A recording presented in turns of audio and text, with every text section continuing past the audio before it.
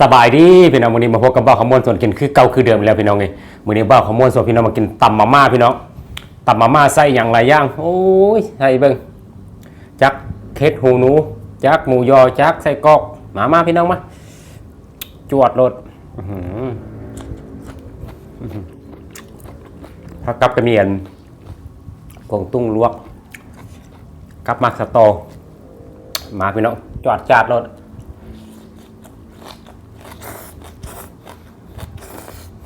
นี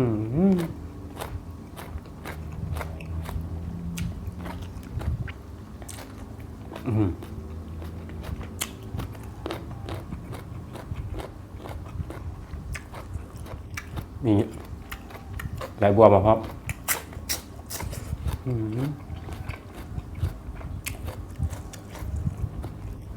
เส้นต่ำว่ายังไงดีอะ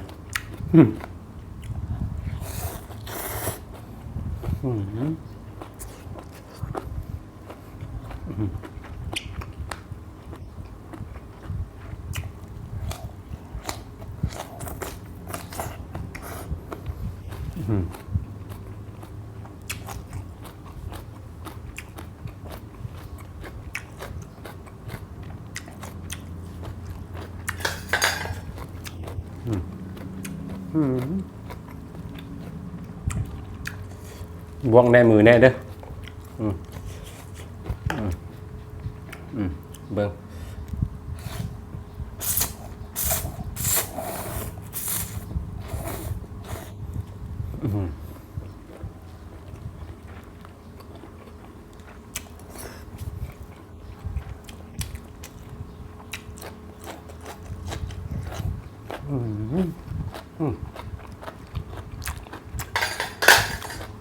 บอลนั้นปลาใส่ช่อม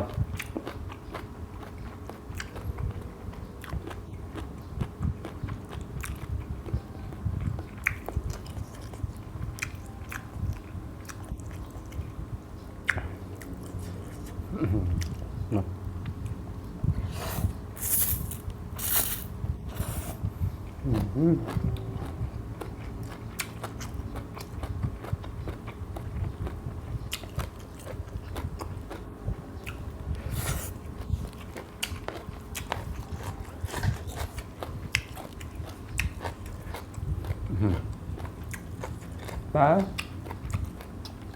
สิกินเบิดคือหลายคักแล้วมีคอมเมนต์นึงพี่น้องเพิ่นบอกว่าหาว่าค่อยลืมซัดเวลาเขาเขียนโพสต์ลงในคลิปอ่ะก็เขียนภาษาไทยนะส่วนมากเนาะหาว่าค่อยลืมซัดเขาเขียนเป็นอยู่ภาษาลาวก็ได้แต่ว่าค่อยกับถนัดเขียนไทย เดี๋ยวว่ากันเด้อพี่น้องเด้อเบิกมาจวดดีกว่า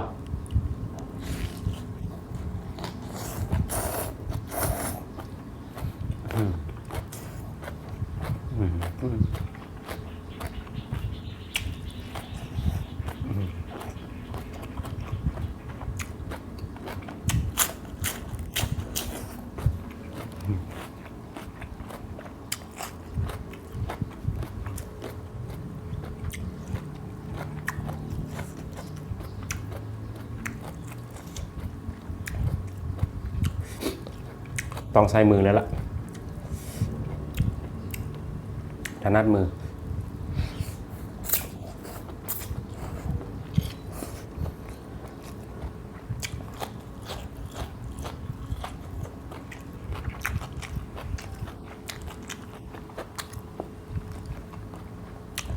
กินเป็นแต่ฟ้าวแท้เลยสิ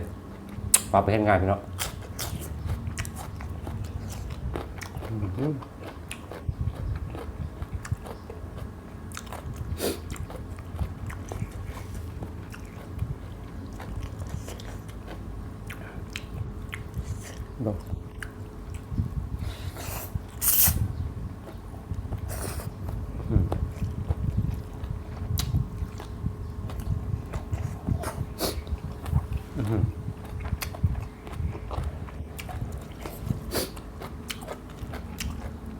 กินผู้เดียวบ่เป็นอย่างหรอก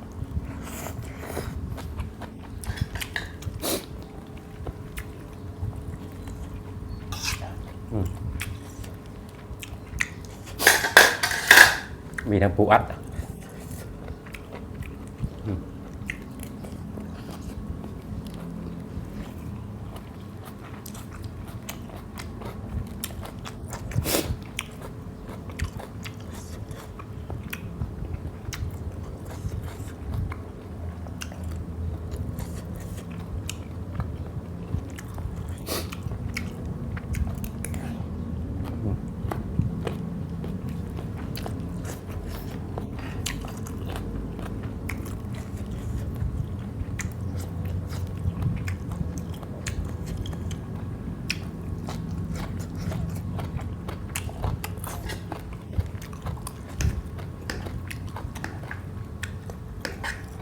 เบิ่งทำเนี่ยเข้าปากได้บุ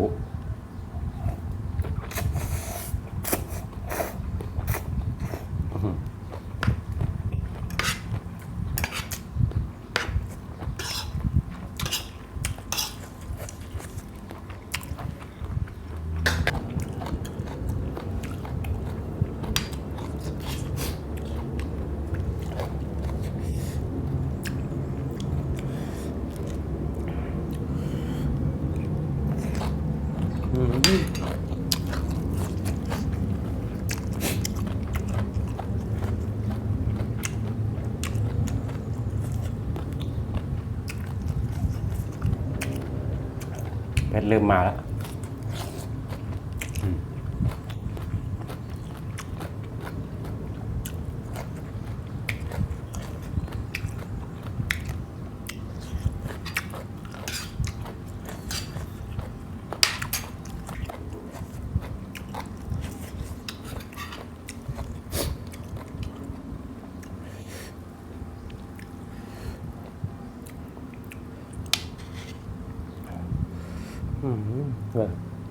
สตอพี่น้องสตอฟังเนี่ยมา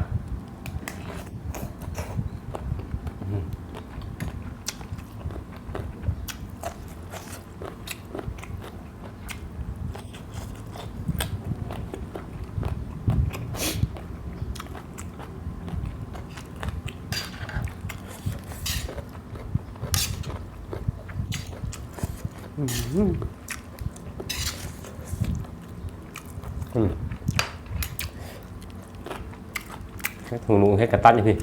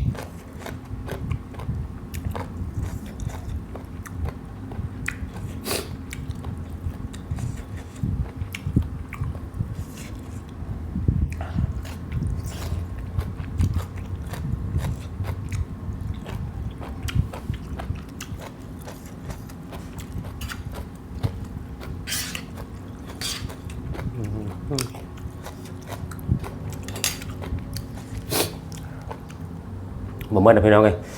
หลายคักมื้อนี้กะได้เป็นตำมาม่าพี่น้อง